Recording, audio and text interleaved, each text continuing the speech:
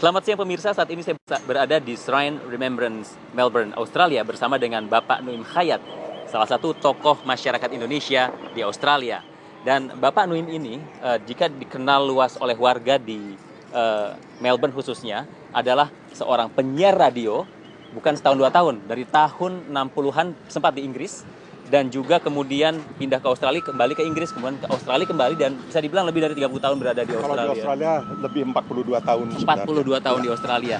Dan tidak hanya dikenal sebagai seorang penyiar radio, namun juga Pak Nuim dikenal juga sebagai penulis, juga sebagai wartawan ya, bisa dibilang wartawan, sekaligus traveler keliling dunia, dan juga penceramah. Jadi mix begitu banyak hal. Karena itu Pak Nuim menurut kami juga memang sangat menarik untuk diwawancara. Nah, saat ini karena kita berada di Shrine Remembrance dan kebetulan bersama dengan Anzac Day, mungkin Pak Nuim bisa menceritakan sedikit tentang lokasi ini. Jadi ini tugu peringatan ya untuk boleh dikatakan pengorbanan bala tentara Australia dalam Perang Dunia Pertama dan tentunya seterusnya Perang Dunia Kedua, Perang Korea, Perang Vietnam dan seterusnya. Nah, Australia ini sebenarnya tidak pernah ikut peperangan untuk dirinya sendiri.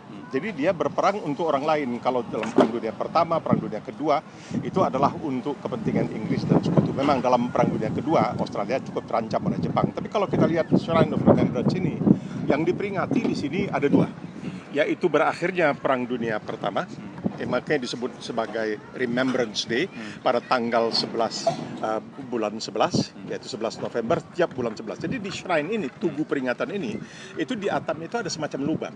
Nanti tepat pada jam 11 pagi pada tanggal 11 November itu matahari nanti akan masuk ya untuk menyinari, ada semacam obor begitu yang untuk memperingati tentara-tentara Australia yang tewas dalam peperangan. Tapi hari ini ANZAC ini adalah ANZAC kependekan dari Australian New Zealand Army Corps, yaitu Korps Angkatan Bersenjata Australia Selandia Baru.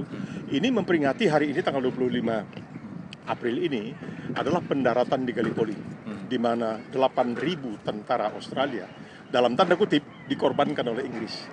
8.000. Jadi kalau kita ingat bahwa jumlah penduduk Australia pada waktu itu sekitar 5 juta yang tewas seluruhnya dalam Perang Dunia Pertama dan termasuk Gallipoli kira-kira 61.000. Ini tidak ada, boleh dikatakan, orang Australia yang tidak tersentuh oleh tragedi ini. Oleh sebab itu penting sekali kalau kita lihat misalnya pagi tadi, begitu dinginnya keadaan, pukul 4.30 sudah banyak orang berkumpul di sini untuk ikut berpawai. Karena berbeda dari banyak negara lain, Australia ini sangat cinta, sangat kasih kepada tentara mereka. Misalnya pun, kita bisa katakan, ketika misalnya Perdana Menteri John Howard mengikuti kehendak Presiden Amerika Serikat George Bush untuk menyerang ke Irak, waktu itu ditentang oleh oposisi. Tetapi begitu tentara Australia berangkat untuk bertugas di medan laga, itu seluruhnya berpihak kepada tentara Australia. Jadi mereka itu punya semacam pandangan yang menyatu. Kalau sudah menyangkut tentara mereka mesti bela. Tidak ada oposisi, tidak ada pemerintah. Dan ini katanya juga merupakan simbol dari identitas bangsa Australia. Ya, kekalahan. Jadi anehnya ada dua kekalahan setahu saya yang kemudian oleh yang kalah dianggap sebagai suatu peristiwa yang sangat penting karena itu katanya membentuk pribadi mereka. Pertama, kekalahan kaum Serbia melawan Emporium Ottomania, Turki, Muslim ya, di abad ke-17. Itu mereka kalah telak. Tapi di situ mereka mengatakan karena kekalahan itu mereka kemudian bisa membina suatu jati diri khusus. Seperti juga kekalahan Australia di Gallipoli di Turki, ya 8.000 tentara yang tewas. Tapi itu dianggap sebagai suatu momen dalam sejarah mereka ketika jati diri mereka terbentuk. Ya. Oke, Pak Nuim, setelah menceritakan tentang lokasi ini dan juga sejarah di balik itu, sekarang saya mau nanya pribadi dulu. Ini kan Pak Nuim dulu waktu kuliah aktif di pers kampus, di pers lokal di Delhi. Kemudian sempat bekerja kemudian di BBC dan kemudian ke RASI, Radio Australia Siaran Indonesia, kemudian kembali ke BBC dan kembali lagi akhirnya lama di Australia. Nah itu gimana sebenarnya awal mula ceritanya? Itu bisa TikTok seperti itu? Iya, awalnya tahun 1964. Iya. Keadaan waktu itu di Indonesia karena Nasakom. Dan saya tidak menerima Nasakom karena menganggap itu sebagai suatu pernikahan yang ilegal ya antara komunis dan sebagainya. Maka kehidupan saya agak terjepit sebagai seorang penulis dan wartawan. Tidak bisa dengan leluasa mengemukakan pandangan karena begitu kuatnya pengaruh PKI, begitu kuatnya pengaruh Pemuda Rakyat dan sebagainya. Sehingga saya juga pernah dikeluarkan dari PWI misalnya. Pak, mungkin kita sambil jalan ke Royal Botanical Garden, Pak. Dikeluarkan dari PWI disebabkan saya tidak menerima nasakom, jadi macam diadili. Jadi kehidupan saya terjepit. Oleh sebab itu ketika ada kesempatan untuk melamar pekerjaan di BBC London, saya tentunya melamar. Cuma ya saya tidak yakin akan mendapat karena yang ikut melamar itu kira-kira 711 orang. Yang dicari cuma satu. Tapi rupanya mujur saya itu, jadi kata orang kita mujur tak dapat diraih, malang tak dapat ditolak. Entah bagaimana saya yang diterima. Jadi saya bekerja di BBC. Awalnya kontraknya 5 tahun. Jadi 3 tahun, nanti tambah 2 tahun. Tapi setelah 3 tahun saya mulai bosan di London. Dan saya mengetahui bahwa Radio Australia punya siaran yang lebih panjang. Saya ingin lebih mengembangkan karir saya dari seorang wartawan tulis menjadi wartawan radio. Saya bergabung dengan Radio Australia. Tapi 3 tahun di sini dipanggil kembali. Jadi baru tadi sebenarnya, tadi pagi saya baru menjumpai lagi telegram. Waktu zaman dulu tidak ada email kan, telegram dari BBC yang mengatakan bersediakah saudara untuk bergabung kembali dengan kami. Ya apa boleh buat, karena saya merasa berutang budi, saya bergabung kembali dengan BBC. Tapi setelah 1,5 tahun dalam kontrak 3 tahun, saya mulai resah karena London tidak senikmat menurut saya seperti Melbourne. Jadi saya putuskan sudahlah saya pulang ke Indonesia. Saya mohon supaya diberikan kesempatan untuk meninggalkan jabatan saya di BBC, mau pulang ke Indonesia. Begitu diketahui oleh Radio Australia saya akan pulang ke Indonesia, ditawari lagi supaya datang lagi ke sini. Saya datang ke sini. Dan ada keterlanjuran di sini. Karena kemudian punya anak, punya cucu dan lain sebagainya. Ya apa boleh buat. Kalau dikatakan saya tidak pernah mencoba untuk berkiprah di Indonesia sebagai wartawan, itu juga tidak benar. Karena saya yang mendirikan Radio Delta. Oh gitu, Pak. Saya penyiar Radio Delta pertama. Ketika itu Delta mengatakan ingin suatu siaran radio yang berbeda dari radio-radio lain. Kalau waktu itu tahun 1994, radio-radio di Indonesia hanya memutarkan lagu-lagu, ya hiburan. Saya ingin memasukkan sedikit unsur informasi. Jadi di antara lagu ada informasi, ada komentar, ada membanding-bandingkan. Kalau di Indonesia begini, di Inggris begini, mungkin di Australia begini dan seterusnya. Dan di situ saya dicekal. Hampir saya dicabut paspor, hampir saya ditangkap oleh pemerintah karena mereka sangat marah. Dituduh saya telah membuat orang berpikir, padahal orang seharusnya menikmati hasil pembangunan. Ya, jadi saya tidak bisa terus-menerus di Indonesia dalam keadaan terancam seperti itu. Kembali lagi ke Melbourne, kembali ke Radio Australia. Ya.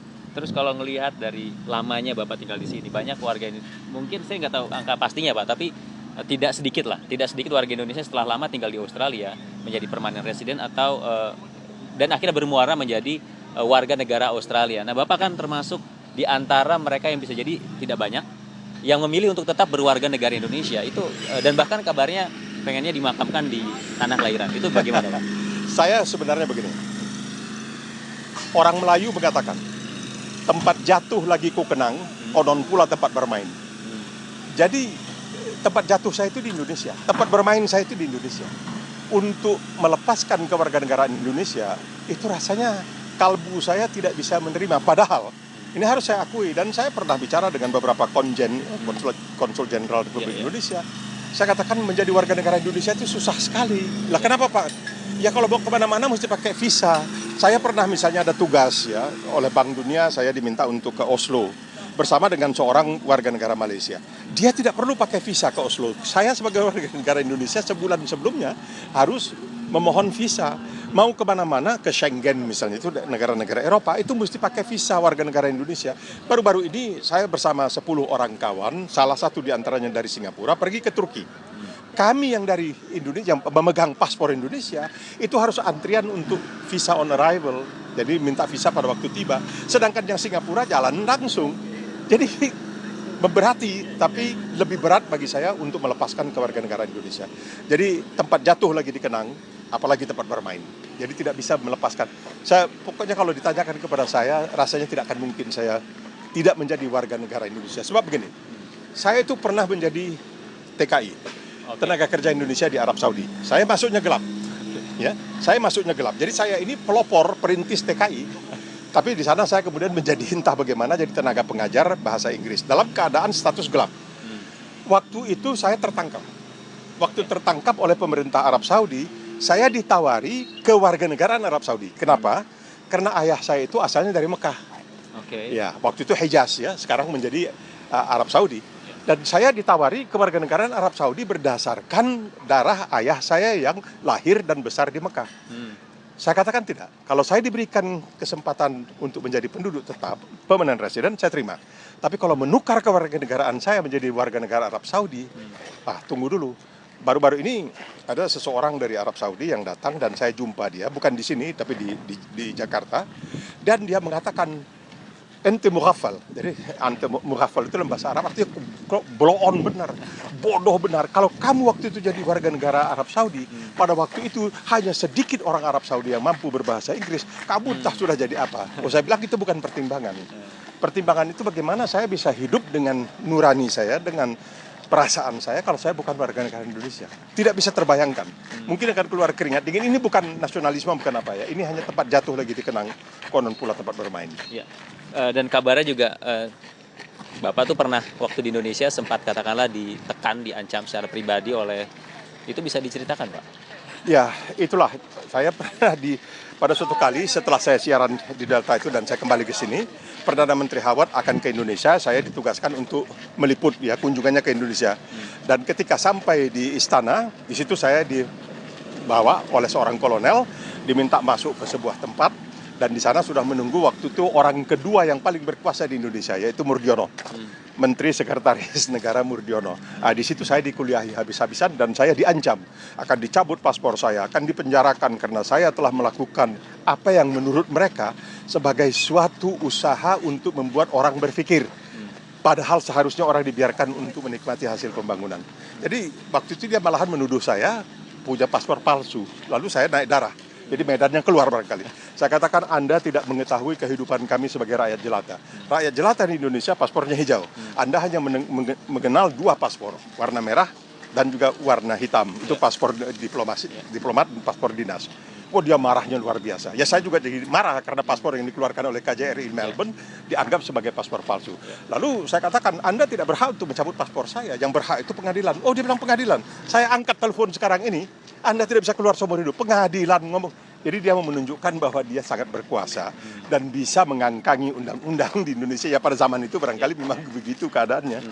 Terus melihat dari pengalaman Bapak di sini, tentu Bapak melihat banyak perubahan di Melbourne sejak tahun 70-an, termasuk diantaranya adalah gelombang warga negara Indonesia yang semakin tinggi, dan banyak hal yang mungkin Bapak sendiri bisa jelaskan di situ. Bagaimana sebenarnya perubahan demografi, terus juga bagaimana pengaruhnya dalam hubungan Indonesia-Australia, dan mungkin banyak hal lain yang berkaitan dengan itu. Ya, jadi kita melihat ya bahwa ketika dalam tahun 1972 bulan Desember, Partai Buruh dipimpin oleh Gough Whitlam terpilih untuk memerintah di Australia, itu mereka betul-betul melakukan suatu tindakan yang telah memungkinkan begitu banyak orang dari Indonesia untuk memperoleh visa berkunjung ke Australia. Tahun 72. Jadi sebelumnya Australia ini pernah dikenal sebagai White Australia Policy. Jadi politik putih, artinya orang-orang kulit putih yang lebih diutamakan untuk masuk ke Australia. Dan Whitlam mengatakan ini tidak benar, karena Australia ini merupakan bagian dari Asia dan sebagainya. Lalu memudahkan bagi orang-orang untuk datang ke Australia, termasuk dari Indonesia. Dan banyak sekali dari Indonesia yang datang pada waktu itu katanya mau berkunjung. Tapi sampai di sini langsung tidak lagi keluar dan tidak meninggalkan Republik Australia ini. Jadi kemudian pemerintah menyadari ada hal-hal yang sangat mengganggu kehidupan mereka. Karena kalau mereka hidup sebagai imigran gelap, itu mereka akan rentan terhadap pemerasan. Oleh sebab itu, pemerintah Partai Liberal dipimpin oleh Malcolm Fraser mengadakan amnesti. Jadi mereka yang gelap diminta untuk mendatangi Departemen Imigrasi, dan kemudian mereka mereka diberi kesempatan untuk menjadi warga negara, untuk menjadi penduduk tetap Australia. Nah, anehnya begini, waktu itu kita di sini belum punya perwakilan diplomatik. Jadi kami ini yang bergerak di bidang masyarakat lah ya, karena dulu masyarakat Indonesia ini tanpa ada konsul atau konsulat jenderal di sini, ya kita terpaksa mengurus diri sendiri. Maka kami dihubungi dan diminta untuk memberitahukan kepada para pendatang gelap supaya mereka pergi ke imigrasi. Banyak di antara kita, kawan-kawan kita, tidak yakin, ini hanya sebagai muslihat saja katanya. Nanti kalau begitu kita sampai di imigrasi, pasti kita ditangkap. Jadi saya diminta untuk ikut meyakinkan bahwa ini tidak akan terjadi, bahwa ini adalah sejati suatu usaha pemerintah untuk memutihkan mereka. Nah, waktu itu biaya yang dipungut untuk mendapatkan izin menetap di sini $80 kalau tidak salah. Banyak anak-anak dari Indonesia itu kasih $100 lalu bilang keep the change, sudah jangan kembalikan. Dan saya dipanggil lagi oleh imigrasi, tolong kasih tahu kawan-kawan dari Indonesia, tidak boleh di Australia seperti itu. Saya katakan ya di Indonesia biasa kita kasih persen gitu. Oh di sini tidak boleh, kalau $80 tidak boleh. Nah dengan demikian menjadi semakin banyak orang Indonesia yang kemudian bermunculan yang dahulu kita tidak tahu, ya kita sadari ada di sini bermunculan. Nah dan karena Australia dekat dengan Indonesia, itu satu. Kedua, karena waktu itu biaya hidup di Australia lebih rendah daripada biaya hidup di Amerika Serikat. Misalnya untuk belajar. Karena dolar Australia begitu lemah, maka banyak dari Indonesia itu yang datang ke Australia untuk belajar di sini. Karena mutu pendidikannya dianggap tidak banyak berbeda, dan biaya pendidikan itu lebih murah dibanding dengan di Amerika. Dan jaraknya begitu jauh kan, kalau ingin pulang sangat ya. Jadi mereka datang ke Australia. Dengan demikian banyak orang-orang Indonesia yang secara berangsur-angsur pindah ke Australia, senang di Australia karena ya mungkin ekonominya lebih terjamin, segala sesuatunya bisa lebih kita duga ya. Jadi mereka tinggal di sini dan sekarang kita lihatlah begitu banyak jumlah warga negara Indonesia yang berada di sini dan sebagian di antara mereka sudah menjadi warga negara Australia. Satu hal yang juga perlu disebut di sini, bahwa Australia ini dulu sangat juga berperan ya dalam memberikan apa yang disebutkan sebagai beasiswa rencana Colombo Plan. Ya, jadi banyak sekali yang datang ke sini. Dulu penyaringannya itu kalau sekarang kan yang mendapat beasiswa itu adalah untuk S2 atau S3. Kalau dulu tidak. Dari mulai S1 undergraduate sudah mendapatkan beasiswa untuk belajar di Australia. Jadi banyak di antara mereka yang kemudian pulang, tapi banyak juga yang akhirnya menikah dan lain sebagainya lalu tinggal di Australia.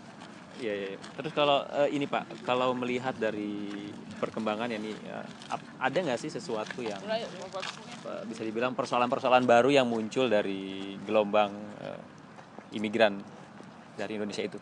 Alhamdulillah tidak begitu banyak ya, karena kalau kita misalnya lihatlah kejadian-kejadian itu banyak menyangkut migran-migran dari negara-negara lain, dari sesama negara Asia. Bahkan misalnya satu peristiwa yang sangat menusuk ya perasaan ketika seorang ahli jantung yang sangat luar biasa, Dr. Victor Cheng. Dia itu kan akhirnya dibunuh oleh 2 orang yang datang dari Malaysia. Maksudnya mau menculik, lalu meminta uang tebusan. Tapi akhirnya berakhir dengan pembunuhan. Nah, Victor Cheng ini dikenal, di Indonesia juga dikenal. Misalnya Alam Shah Ratu Perwira Negara itu pernah dioperasi oleh Victor Cheng yang tidak bisa datang ke Indonesia karena dia tidak begitu yakin pada waktu itu rumah sakit di Indonesia memenuhi syarat, minta kepada Alam Shah untuk pergi ke Singapura dan dia ke Singapura lalu melakukan pembedahan di sana. Jadi peristiwa-peristiwa seperti ini, misalnya peristiwa-peristiwa dalam hal kartu kredit palsu atau memanfaatkan kartu kredit orang lain, itu pernah melibat warga Indonesia, tapi karena ya jarang-jarang terjadi, tidak di blow up oleh media di sini. Lain halnya dengan apa yang terjadi ya, kita terus terang sajalah dengan mafia-mafia yang ada, misalnya mafia dari Italia di Calabria, ya, mafia bahkan dari Timur Tengah, dari Lebanon itu. Tapi kalau Indonesia umumnya punya nama yang cukup baik di sini. Reputasi warga Indonesia atau masyarakat Indonesia di Australia cukup baik. Kalau melihat dari, saya dapat informasi bahwa Melbourne itu betul-betul menjadi negara yang nyaman, katakanlah tahun 2000-an. Jadi Bapak sendiri mungkin bisa melihat perubahan dari tahun 60-an mungkin, 60-an, kemudian sampai saat ini. Itu sebetulnya apa yang terjadi di Melbourne yang membuat menjadi kota ternyaman di dunia itu? Bahkan diakui bukan cuma oleh sedikit orang ya, oleh banyak orang, bahkan oleh tim-tim riset dari berbagai dunia. Itu benar, kalau dibanding dengan Sydney misalnya, Sydney itu terlalu meriah. Jadi seorang menteri dari Indonesia pernah menanyakan kepada saya, Pak Nuim, saya punya 2 anak. Yang satu sudah sekolah di Melbourne, Universitas Melbourne. Ini yang satu lagi saya mau sekolahkan di Sydney. Ya, saya bilang. Lalu saya ingin tahu Pak, katanya, apa perbedaan Melbourne dengan Sydney? Wah, ini susah juga. Saya bilang begini Bu, saya hanya bisa memberikan sebagai contoh. Sydney itu adalah sebagai seorang perempuan cantik yang kita ingin pergi pesta sama dia. Kita ingin dilihat orang, wah kita keluar sama dia. Tapi Melbourne ini sebagai seorang perempuan yang kita ingin membina rumah tangga bersama dia. Waduh. Jadi Melbourne ini adem ayam begitu, tidak terlalu meriah seperti Sydney. Jadi Melbourne ini perlu waktu untuk menikmati Melbourne, itu perlu waktu. Tidak bisa serta-merta. Orang mengatakan, aduh kok bosan amat, tengok ini kok di mana-mana pemandangan begitu lapang, tidak manusianya di mana dan sebagainya. Kalau Sydney kan meriah tuh dengan banyak orang, dan memang karena kita harus akui bahwa Sydney itu punya satu dari dua pelabuhan dalam, ya, pelabuhan alamiah dalam yang terindah di dunia, yaitu Sydney dan San Francisco. Memang, tapi kalau untuk kehidupan sehari-hari di Sydney lebih murah, di Melbourne lebih murah dibanding dengan Sydney. Dan Melbourne ini juga dikatakan sebagai kota olahraga. Jadi peristiwa-peristiwa olahraga penting itu terjadi di sini. Misalnya Formula 1, ya, itu terjadi di sini. Nah, misalnya kalau kita pergi ke MSG, Melbourne Cricket Ground, itu dianggap the shrine, itu dianggap sebagai sebuah rumah ibadah bagi orang Australia karena penting sekali. Melbourne ini juga dikatakan sebagai kota seni. Lihat teater-teaternya. Lihat waktu misalnya dipertunjukkan di sini Phantom of the Opera. Ya, itu sandiwara. Itu mereka bisa meraup sampai $400 juta. Orang datang dari Singapura, dari Selandia Baru datang ke sini untuk bisa menyaksikan teater-teater pertunjukan-pertunjukan itu. Dan Melbourne ini juga dianggap sebagai ibu kota kopi di Australia. Kopi yang ternikmat itu adalah dari Melbourne gitu. Oke Pak, ini kalau di depan ini kan kita nanti akan melihat itu ada gedung pemerintah ya. Ini sebenarnya apa Pak? Saya berkali-kali. Ini adalah kediaman resmi Gubernur Negara Bagian. Jadi kalau boleh, ini sebenarnya tidak, ya apa? Ini kediaman resmi Gubernur Negara Bagian. Jadi Australia itu terdiri dari 6 negara bagian. Tiap-tiap negara bagian itu punya gubernurnya sendiri. Nah, kemudian ada Gubernur Jenderal itu untuk seluruh Australia. Nah, ini Gubernur Negara Bagian ini. Di sini saya pernah disematkan ke dada saya medali yang namanya PSM, Public Service Medal. Jadi di Australia ini sebelum kita diberikan Satya Lancana seperti itu, kita ditanya, kalau Anda ditawari Satya Lancana, bersedia tapi jangan sebutkan kepada orang lain. Saya katakan, ya apa salahnya ya? Saya katakan bersedia. Sudah begitu diatur dan kemudian diberitahu resmi dengan piagamnya dikatakan atas titah Ratu Elizabeth II, saya Gubernur Jenderal dengan ini menyematkan atau memberikan Satya Lancana kepada Nui Mahmud Khayyat itu untuk Public Service Medal. Jadi kita diberikan, jadi di sini upacaranya disematkan dan itu medalinya macam-macam. Jadi ada petunjuk-petunjuk khusus. Kalau dalam upacara ini pakai medali ini, kalau upacara ini pakai medali, tapi saya belum pernah pakai. Lain kalau saya kalau dapat medali dari Indonesia lah, barangkali saya pakai. Tapi karena dari Australia, ya saya terima kasih setelah dihargai ya oleh Australia, diberikan Public Service Medal. Ya, makanya orang Australia itu sangat bangga kalau di ujung namanya, mereka tuh kalau profesor, doktor tidak begitu bangga. Tapi kalau di ujung namanya misalnya John Smith OA, Order of Australia, wah itu bangga sekali. Oh gitu. Ya, jadi kalau saya di ujung nama saya PSM, Public Service Medal. Oke. Pak Nuim, ini kembali tadi kan ngomongin pemerintah, terus juga sempat ngomongin perjalanan Pak Nuim bertahun-tahun di sini, terus juga kan Pak Nuim melihat langsung bagaimana perubahan kota Melbourne dari tahun 60-an hingga saat ini yang akhirnya diakui oleh dunia sebagai kota ternyaman di dunia. Sebenarnya apa yang dilakukan pemerintah di sini dalam mengelola kotanya yang bisa dipelajari oleh Indonesia bisa? Benar, ya tentunya di sini pertama sangat profesional ya. Sangat profesional dan mereka itu pengabdian. Itu merupakan satu hal yang sangat luar biasa bagi mereka. Jadi begini, kalau kita tanya kepada misalnya Perdana Menteri Australia, kenapa mau jadi Perdana Menteri? Kerja aja setengah mati. 7 hari seminggu, 30 hari sebulan, dan terus-terusan disorot. Gajinya baru saja sekarang ini naik, mendekati $500 juta setahun. Kalau dulu cuma 350.000. Padahal kalau dia masuk ke swasta, dia gajinya bisa sampai 4-5 kali lipat. Begini, gaji seorang Perdana Menteri Australia itu 7 kali lebih kecil dari gaji Ketua Persatuan Sepak Bola Australia. Dan Andrew kalau jadi rentang dari gaji terendah di Australia dengan bisa dibilang jelas dong tinggi. Tapi kalau jangan ukur begitu. Kita mesti mengukurnya kalau dia masuk ke swasta, berapa gaji dia? Bisa gajinya seperti saya katakan, gaji Perdana Menteri itu 7 kali lebih kecil dari gaji Ketua Persatuan Sepak Bola Australia. Tapi kalau ditanya kepada mereka, kenapa saudara mau di pemerintahan? Itu kan capek. Saban hari dimaki-maki, di koran dibikin karikatur, dikritik. Tapi ada kesempatan untuk mengabdi. Saya beri contoh. Ketika John Howard jadi Perdana Menteri, gajinya $350.000 satu tahun. Ketika dia tidak lagi menjadi Perdana Menteri, satu kali dia memberikan ceramah di Amerika, itu dia bisa dapat sampai $200.000. Tapi kalau disuruh pilih, dia akan pilih untuk jadi Perdana Menteri. Kenapa? Itu adalah kesempatan untuk mengabdi. Jadi mereka itu, mengabdi itu penting. Nah, ketika mendapat kesempatan mengabdi, mereka sungguh-sungguh supaya bisa dipilih kembali. Karena di sini kan tidak ada batas waktu seperti di Indonesia. Di Indonesia seorang presiden hanya 2 terma. Kalau di sini selagi dipilih. Oleh sebab itu, Menzies sebagai Perdana Menteri yang terlama, dan kemudian John Howard nomor 2 sampai 11 tahun. Nah, mereka ini profesional. Padahal mereka politisi dan umumnya SH. Saya sering mengatakan kepada kawan-kawan dari Indonesia, Menteri Keuangan di sini itu kebanyakan SH. Bukan seorang ekonom, tapi birokratnya yang betul-betul orang-orang profesional terkait pendidikan. Jadi Pak Nuim sendiri melihat secara khusus kota Melbourne menjadi begitu nyaman, begitu indah karena profesionalitas dan keseriusan. Serius dan kejujuran. Kejujuran. Karena di sini mereka itu ingin sekali bisa terpilih kembali. Itu yang paling penting bagi mereka. Padahal seperti saya katakan, kalau mereka keluar, mereka menjadi miliuner. Kita lihat saja, Perdana Menteri Bob Hawke. Begitu tidak lagi menjadi Perdana Menteri, jadi miliuner. Paul Keating. Begitu tidak jadi Perdana Menteri, jadi miliuner.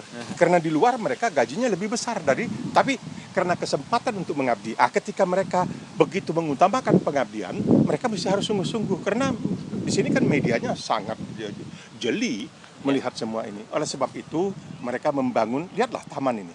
Ini kan di tengah kota, taman seindah ini, sebersih ini, seasri ini.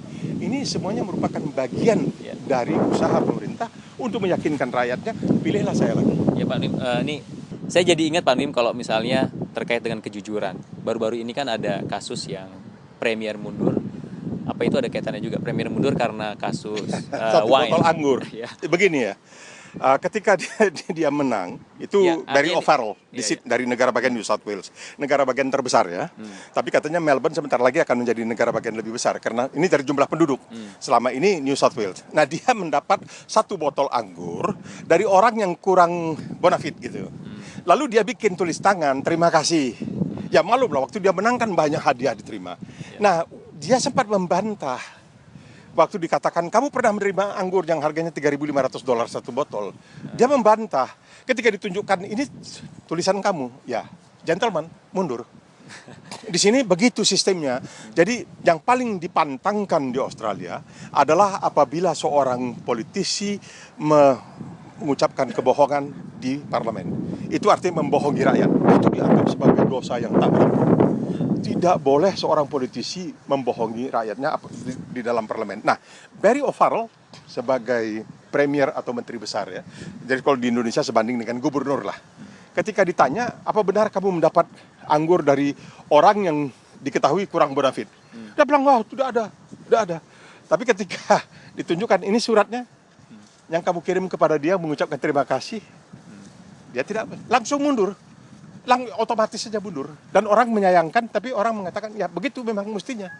Begitu mestinya. Tidak bisa menyalahkan ini itu. Waktu itu dia lupa, tapi itu bukan merupakan alasan atau merupakan dalih. Oke, dari itu semua, dari tadi yang semua Bapak sampaikan itu, tentunya kan Indonesia sepertinya perlu banyak belajar dari Australia dalam hal memanage kota atau bahkan negara dalam bentuk yang lebih luas. Nah itu apa yang menurut Pak Nuim menjadi prioritas saat ini buat Indonesia? Disiplin dan tidak pandang bulu. Jadi di sini, misalnya saya kasih contoh ya, ini pernah terjadi di negara bagian Australia Selatan. Menteri kepolisiannya, dia entah bagaimana harus menjemput anaknya dari kolam renang. Dia menteri ya, dia pakai mobil yang rupanya dia lupa untuk memperbaharui STNK-nya. Nah, ketika di kolam renang ada seorang polisi, ya kalau di kita tuh semacam brigadir lah gitu, perempuan. Dia lihat, oh Pak Menteri. Jadi dia dekati Pak Menteri. Dia lihat lah STNK-nya di sini kan dilekatkan di dalam jendela bagian dalam mobil.